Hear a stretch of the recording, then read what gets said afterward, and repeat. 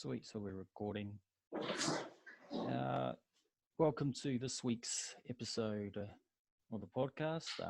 Hope everyone is staying safe, trying to stick to the rules and regulations that we've all got to, adhere to in order to get through what it is that we're going through right now. Obviously, I've had to adjust how I do the things. Did have plans to get out and meet a lot of people and do a lot more interviews, but unfortunately, with the rules as they stand, probably the best thing I can do is just stay home in order to stop the spread, as they say. So I'm trying to adapt to the situation as best as possible, taking a bit of inspiration from a lot of what the gyms are doing, utilizing the old Zoom. And this week I've got a friend of mine, fellow dad in the Cambridge Park area, Steve. He's the occupational health and safety manager at Transgrid. And I thought no better person to sort of jump on and discuss sort of what we're seeing at the moment and the current state of things. So Steve, welcome. Hey, buddy. Good to see you. Good to see you too. Obviously, this is the only way we could see each other. Look, your role within Transgrid, occupational health and safety manager, how long have you been in the role? What is sort of your duties? And if you can give us a bit of insight into that. Look, I've been in health, safety and wellbeing for about 15 years now. In my current role, it's been about 6 months. And as crazy as that sounds, I often joke that it's like I'm holding this chalice, and I don't know quite yet whether it's a poisoned one, because we came through an unprecedented period when I took on the role as safety manager through bushfires, and it seems like it seems like years ago now, and it was only at Christmas where the whole world was on fire, at least our world locally.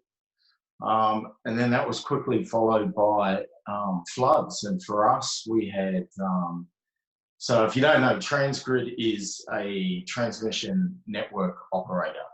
So you have power generators, power stations, like up near Orange. And then you've got the distributors like Ausgrid or locally Endeavour Energy. Transgrid is the transmission network which takes that power from the from the power station and brings it to a local substation.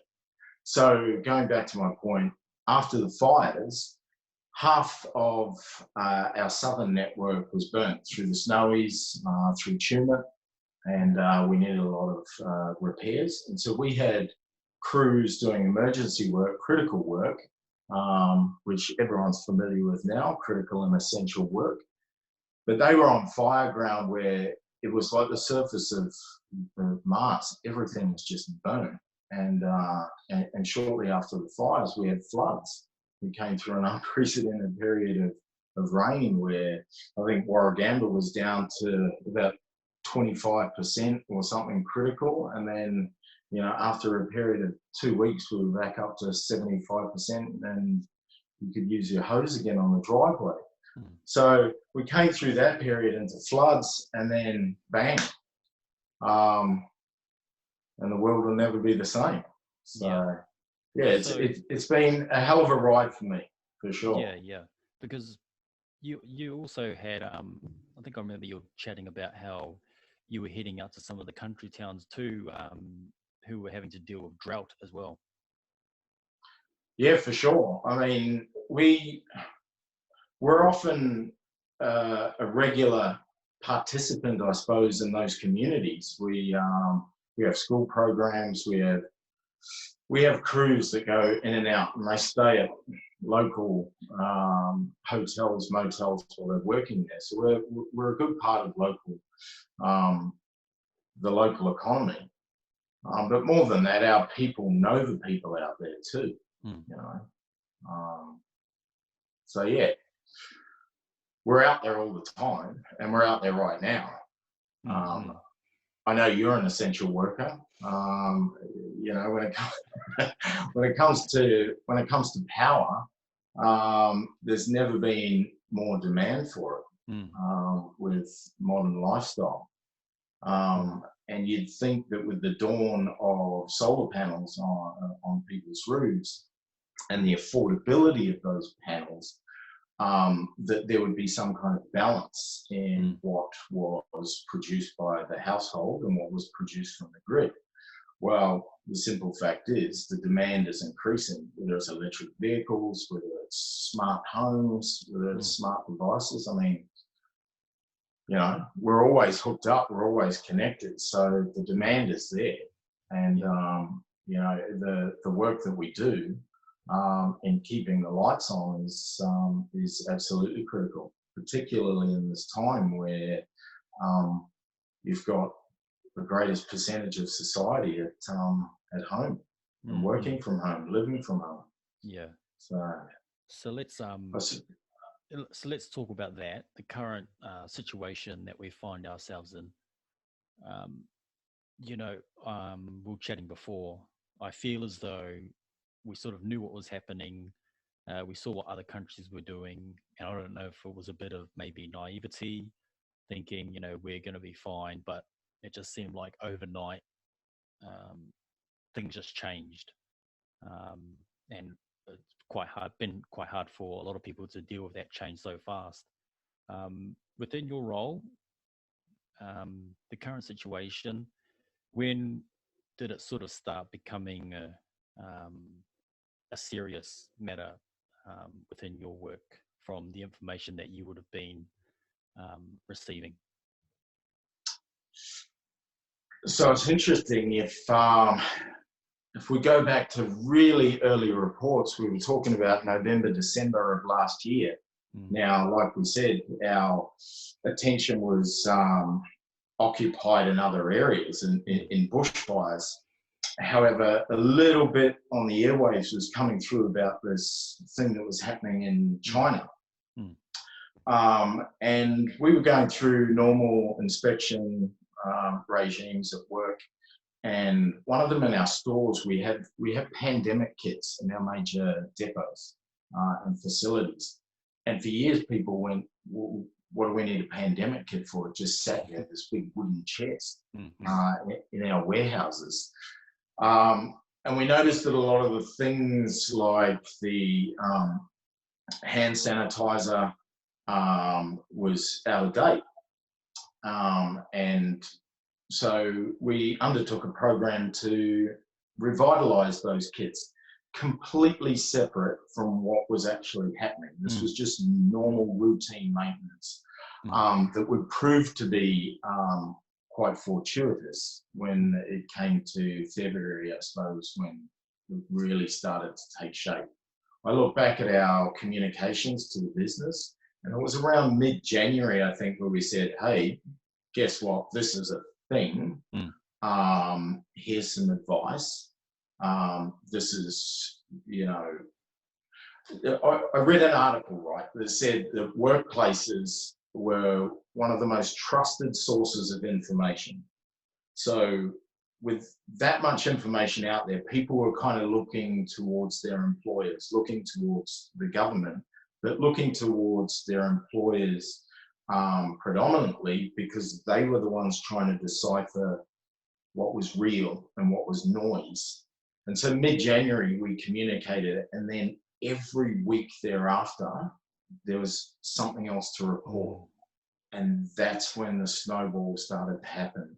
I mean, we've had situations in the past, you know, a coronavirus is not uncommon. The novel part was the new part. And so we've had swine, bird flu, different things before. And I think those kind of thoughts desensitized a lot of people. It was like, okay, this is the next one. It's not such a major thing. But it was the mortality rate and it was the transmission rate that really, well, for want of a better term, garnered the interest of a lot of people. The curve sort of went through the roof.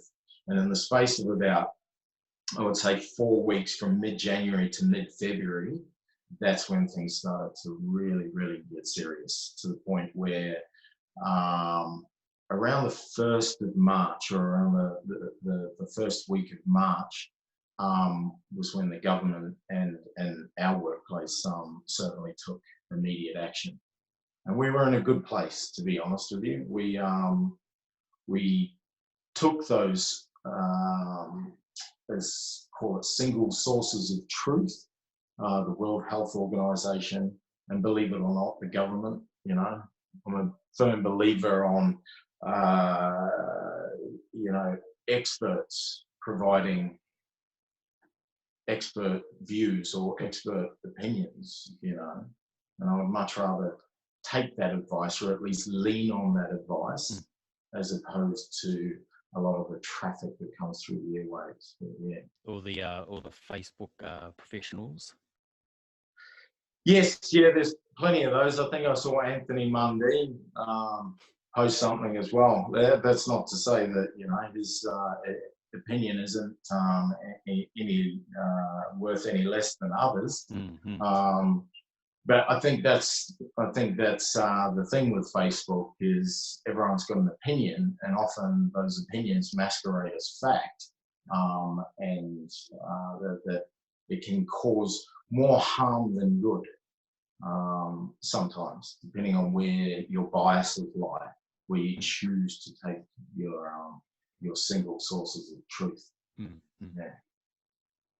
So you guys acted accordingly, you would say? Yeah, absolutely. So again, if I go back to that point about the demand for electricity, the criticality of electricity in today's world, business contingency plans were almost immediately enacted. And right from, so like we do testing every year, emergency planning and testing. We're talking about from simple things at a depot level, mandatory requirements under the regulations, through to entire state blackouts. Something like what we had a couple of years ago in South Australia, where they went dark for a while. And that was based on an overabundance of renewables, and grid power was compromised. The whole point of that being that we knew early on through planning and contingency that we would need to do certain things in different areas. Our network operations, or our control center, which managed the electrical grid, they basically went into self-isolation long before any government mandate. So we're talking late February, network operations installed some plans to make sure that their people were on rotating shifts, that they were isolated from the rest of the business, that they had cleaning and infection control measures in place, and they had security on point. They had temperature sensing equipment. So they were really, really serious about it, because if those guys and girls go down in our network, then we lose the intellectual property to keep the lights on. So that happened first. Next, we started installing other contingency plans where non-essential meetings were cancelled. Any interactions from external consultants, external businesses, contractors were isolated and controlled from day-to-day operations. We had temperature sensing equipment on all of our depots, and we split the whole business between 3 groups. We have field-based workers that were isolated to regional areas. So if you're working in the northern part of the state, well, then you stay in that region. And if you're working in the southern, same thing, and never the two shall meet, so to speak. From an administrative and office point of view, finance, legal, health and safety, we split into green and blue teams. And like the field staff, never the two should meet. And that was all on the basis of suspected or confirmed cases where if there was one of those, you could isolate that whole team from that whole area and you would still have that business continuity. And the most important part of that is that when the government sort of shut everyone down and said, if you've got capacity to work from home, then you should, and you should take your kids home. That's exactly what our CEO did. He acted on that immediately and sent everyone home that could work from home. That also allowed the depots, the warehouses, the stores to have access by field staff for critical spares, parts, whatever they needed. So it was really, I suppose, forward thinking on the part of the business just to shut up shop, send everyone home, and send people home with their equipment too, so that they were ergonomically or safely set up at home for the long haul. And here we are. I think we're going on nearly a month now since it all happened. So yeah, so you're so Transgrid already sort of have a plan in place for, I guess, a worst case scenario, sort of separate from what's going on now anyway. How has it been? How has that been like sort of implemented? How has it been applied? Has it sort of gone according to a lot of the forward planning that they would have, or is it just one of those things that you don't really know until it actually happens? look, I don't think I've been in more meetings, particularly online meetings, in my life. When I took on the role, it was the promise of standard hours per week, and that seems to be a myth. You know, you were accessible almost 24 hours a day, and no one knew. No one knew what we were doing. We were all right across every industry, right across every health and safety department in the world. We were making it up as we went. We were putting in place policies. I mean, we had a communicable diseases policy or procedure, and the pandemic kits are referred to related to that, an outbreak. And so we had something, we had a starting point, and then from a safety management point of view, the whole system grew really, really rapidly, from corporate communications to health screening, temperature screening, and actually writing the process and policy around that. The ergonomics for people working at home, the mental health and well-being of people working at home, working and schooling with their children at home, the at-risk groups, those over 65 or those with compromised immune systems through illness or previous operation. Even pregnant women. I mean, early on, we were scrambling to identify these different groups of people and who was critical, who was essential to the business, but could work from home, those kind of scenarios. So we had to think very, very quickly on our feet, and it's still going now. We're still, the whole system, the whole process, everything is evolving. And thankfully, we haven't had any confirmed cases. We've had a number of suspected cases that were proven post-testing to be negative. but there was a lot of contact tracing, a whole bunch of process that was sitting in behind, and that's all underpinned by policy. And that's been the toughest part of the role, is when you don't have anything. It's an overwhelming time. It's a very anxious period for a lot of people, and they're leaning on their experts. They're leaning on people in particular positions to provide that comfort, that security, and that policy. So I think the most important part too is all of the things that these businesses, not only ours, but yours, Coles, anyone out there who owns a business, the policies, the processes that they've put in place now will actually last for a long, long time to come. And even now, businesses are moving towards the recovery phase. What comes next? And what have we learned from what we've been through to date, so that we can be more agile or more efficient in the future? And I think that can scare a lot of people too. The old person in the back of the accounting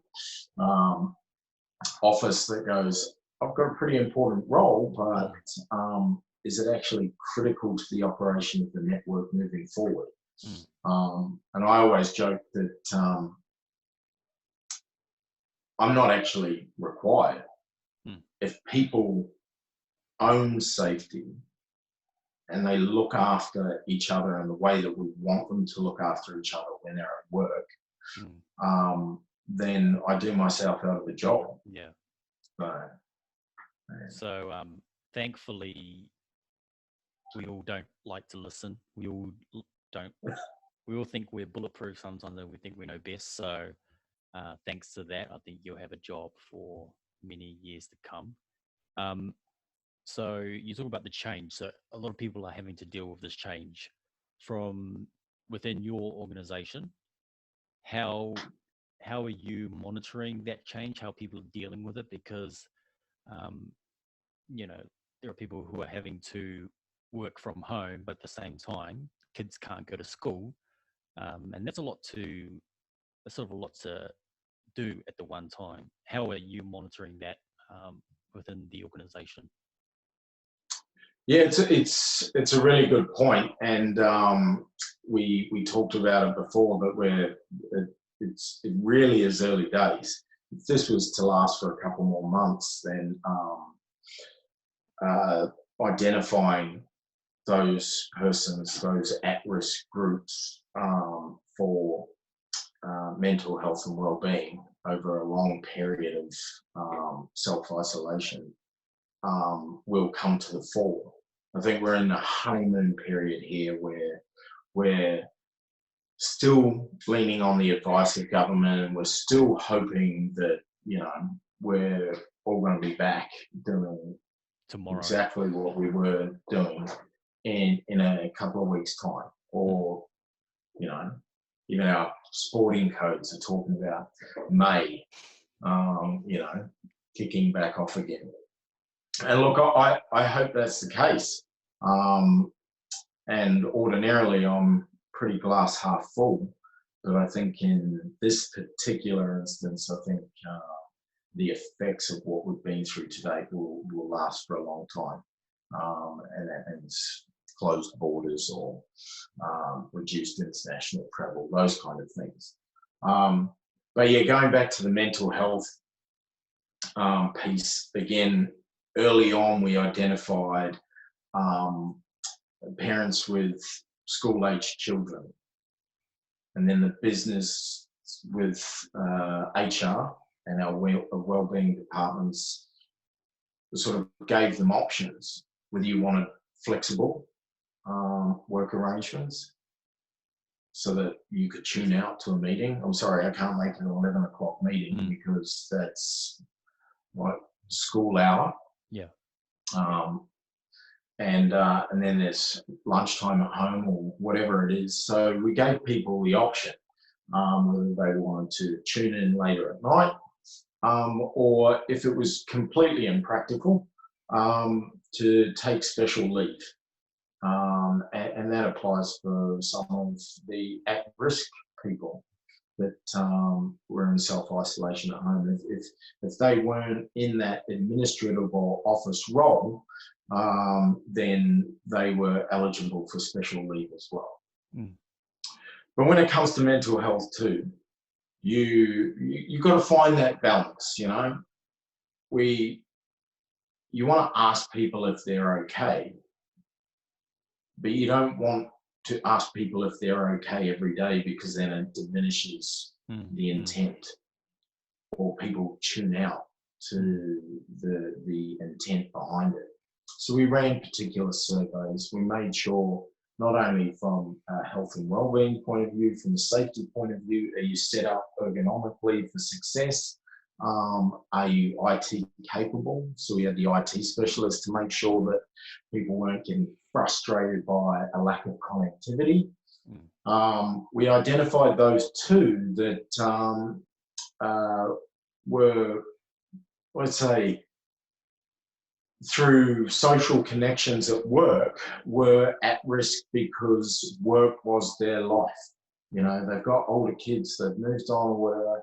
They got a lot of enjoyment out of coming to work every day. That was their purpose, that was their intent. And when you take that social connection away from them, then they're at a much higher risk to fracture sooner, I suppose. For me, with 3 kids at home, I find them frustrating, but grounding at the same time. And so it's, I would suggest, a lot easier for me to tune in and out of work, as opposed to others that are isolated in their homes, that don't have that connection to the work colleagues every day, and trying to forge a way forward in their role, with meaning and purpose, with no kind of end in sight. So there's programs, there's social, work-based social media programs and apps that people are using. And I know that from a corporate point of view, I've tuned into a few Friday night drinks, and incredibly, it's quite entertaining to do it via this platform and have a drink. And we might have to have a drink after this. But yeah, for me, it's identifying what comes next and making sure that you pull, again, the smart people and leverage off them, leverage off their experience in a big organization. So I'm talking HR, wellbeing, legal even. So you know what to collect, what you can and what you can't share. Because at the end of the day, this will end and we will all come back together. And how you perform through this is, it's going to make you stand out at the end. So I think for us, HR and the programs that they're, when it comes to leave, parental leave, special leave, they're advising the CEO and the executives of the company on what they should and can do. And you've got wellbeing, which is sharing a lot of, we use WebEx webinars on mindfulness, wellbeing techniques. They've got a radio station that they've installed where different or sort of the corporate communication side of the business, touching base with different people, whether it's field staff out on the line, or our substation technicians, right through to some of our administrative ladies that have a particularly good banana bread recipe that they want to share. So there's lots going on, and that connectedness, I think, is very important. Yeah, you're right. So, like any situation, really, obviously the situation we find ourselves in now, but even personal life as well. Communication is the key to all of this. And I guess, as you're saying, we will get through this. It will end soon. When, we don't know, but communication is paramount, and it's very important that we do uh, keep the communication up with one another. But at the same time, as you said, be sort of respectful about it. Don't just don't be messaging someone or checking in, are you okay, like sort of every day, because as you said before, it sort of then just doesn't really serve a purpose, you probably say. Look, I mean, we've all got a gut, and that gut will tell us when we need to speak to someone or not. Or you pick up on non-verbal cues about whether someone's coping or not. You don't need to ask them. And oftentimes, if you said, "Are you okay?" they're going to go, "Yeah, man, yeah." Yeah. So you've got to pay attention to what's happening in the background, or whether they tune out, or you have one of these a Zoom meeting or something. They accept it, but they don't turn up or something. So you want to check on different people. You want to know that the longer this goes on, there's things like birthdays, there's things like anniversaries, there's lots happening in a lot of people's personal lives before any of this happened. And you'll know who you need to check in with. And that's why I say from a business point of view, it's important for the business to check in and make sure that people's mental health and their overall well-being is sound, because we as a business have an obligation if they are working from home. And so we've got to make sure that we've given them the tools, the equipment to be able to perform their role at home. And the longer this goes on, the effectiveness of those strategies to ensure people are still mentally and emotionally, connected to the workforce and the work that we do is important. So, yeah. So you mentioned you feel as though we're like in a honeymoon sort of period with this thing.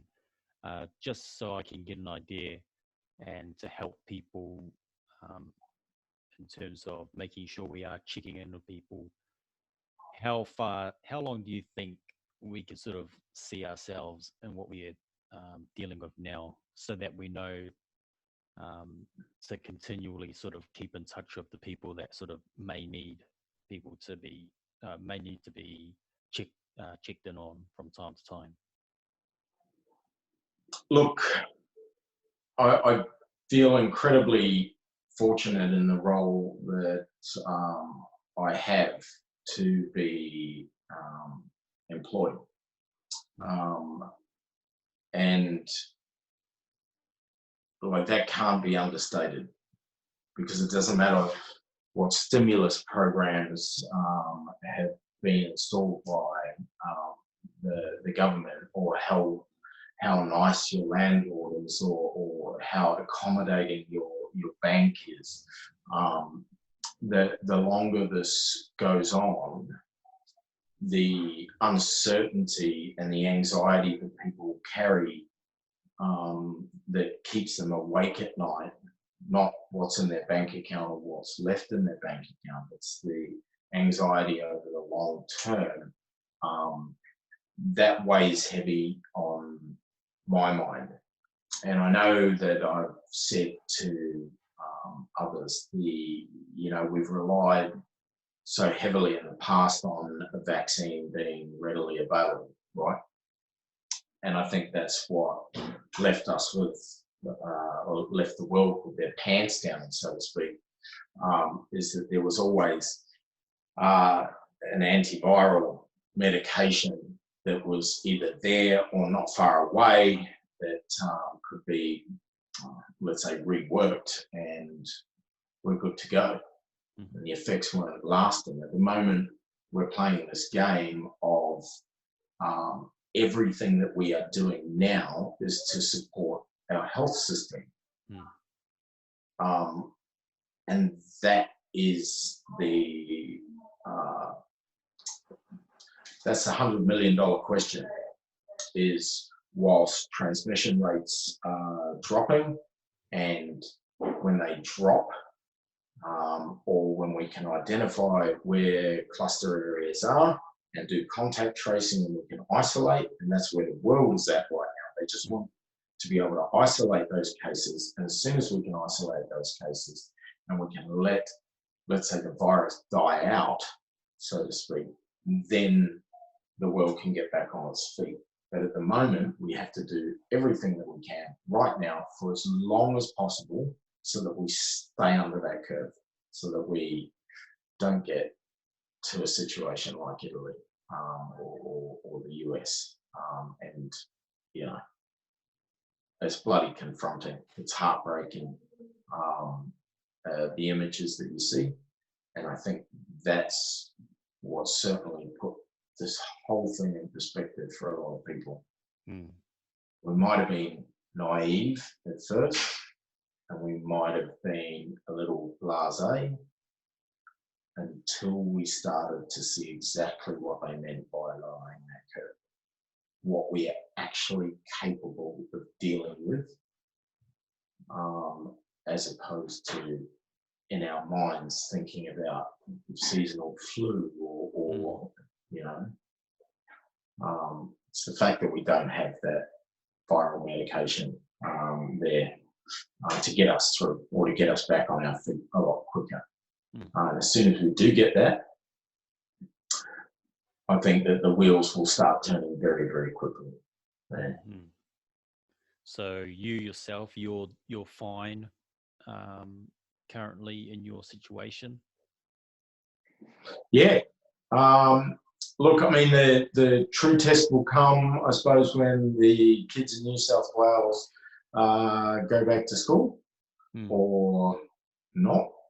It's a bit hard to work out sometimes between what the government is. You get the premise of what they're saying. It's important that they get back to school. We know that. I know that I'm not a school teacher, so it's probably in their best interest and for my long-term mental health that they do go back to school sometime sooner rather than later. But I'm good at the moment.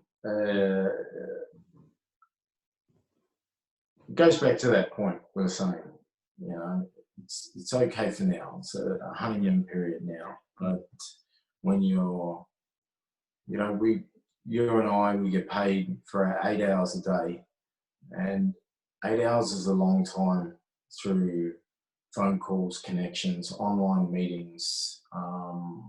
You know, it's going to be tough for a lot of people. So, but I'm good. Yeah. What would you, obviously you're not a doctor or you're a professional in the area, but for anyone who may be feeling the pressure right now, what would you suggest that that they do? Oh, look, that's a tough one. You know, I go back to where we first started this conversation. I think New South Wales is one of the most overregulated states, countries. Australia is overregulated. And in New South Wales, we have over 800 pages of a work health and safety regulation. And with that comes a lot of compliance. And there's a massive part of my job, which is compliance and ensuring that Transgrid's primary duties as a PCBU are met. But the reason why I'm in health and safety is because I give a shit about people. And I give a shit about the expertise of those people. I think I've found myself in this role because I respect that expertise. And I respect the skill over a long period of time of people in trade and in their profession And safety is an outcome. We all want to go home to, I call it your top three, whether it's family, friends, whether it's the, races up the pub on a Saturday afternoon with your mates. Those things that internally motivate people to stay safe. And if you're at home now, then what will get you through this is focusing on those things that are important to you. I mean, it's easy to say and it's very hard to do when our lives depend on monetary comfort or can't find a word, but if you hated your job, you'd leave it. You'd search for something new and for something different. And what we're going through now is completely unprecedented, but it might give you a chance to take stock of what you really actually want to do, what's important. And I think that it's that kind of honest introspection that will get you through this. Whether you have a job or not currently, it's what do you want to have or be on the other side of this. And hopefully it's like me, I hope that I'm better. I hope society is better. I hope that generally the biases and the bigotry of the world are put aside. We'll see. Again, that's that glass half full character that I am. But as a safety manager, I care about people and their well-being, and I try and enable them to be safe at work through processes and procedures that they can take ownership of, and frame it in such a way that they understand why they are safe and that they have the power as an individual to stop whatever they're doing at any time if they think that it's unsafe. Because in electricity, the difference between life and death is nanoseconds. And take electricity out of it, people often get hurt in nanoseconds in any industry through distraction, lack of situational awareness. And so if you could project that, if you said to them, take this time now and look at what you're doing and whether you want to do that after this, and find a way to, I mean, this is rambling now, Elliot, but find a way to do what you love so that this experience is not lost. Yeah. No, I completely agree with you on almost everything you said there. I do believe that on the other side of this, there is a lot of good that will come of it. And I know right now it seems quite hard for some people to sort of look past what's happening now because it is a tough situation. But as you said, on the other side of this, there is definitely going to be some good comfort. I do believe that the way sort of people live their lives, how they deal with money matters, even treating other people, the respect, I do believe that that's going to be a lot better. Well, fingers crossed, obviously. But yeah, no, I completely agree with a lot of what you just said. Mate, there'll be a lot of hugs. There'll be a lot of visits, like when we were kids, the pop-ins. That used to be a thing. People just knocking on the door, hey, I was in the area. There might be those things where you give people the time of day. you'll continue to look after your neighbour or the elderly man or woman down the street because you cared about them when this crisis was on, and you'll care about them afterwards. So, yeah. I think that we're going to be good. I think that we're going to be really good after this. Yeah. No, I think so too. And look, time's catching up. And I think, first of all, I'd like to thank you for your time hopping on. A lot of good information there. A lot of useful information as well. You're generous, mate. Geez, I've got to try and think. You should have given me like lines to use at the end of this to praise you. But look, no, look, very, very good information. You sound as though within your role, you're very passionate about what you do. Health and safety is something that we should all be very serious about. And just want to, once again, thank you very much for coming on. Thanks, mate. You've been pestering me for a while. I needed to honour your invite, and I'm humbled, mate. I do care about people, and I do care about health and safety. Maybe as you dropped out. Yeah. Oh no, you're there. Yeah, just a bit of a technical difficulty. So you said, health and safety. You said health and safety, honouring. I think cut out at honouring. Yeah, I was probably rambling. It's probably time for a drink. Yeah, I think it was the internet's way of trying to like sort of finish us up. One of the Oscars. Yeah. But good man. No worries. Thanks, bro. Thanks, Al.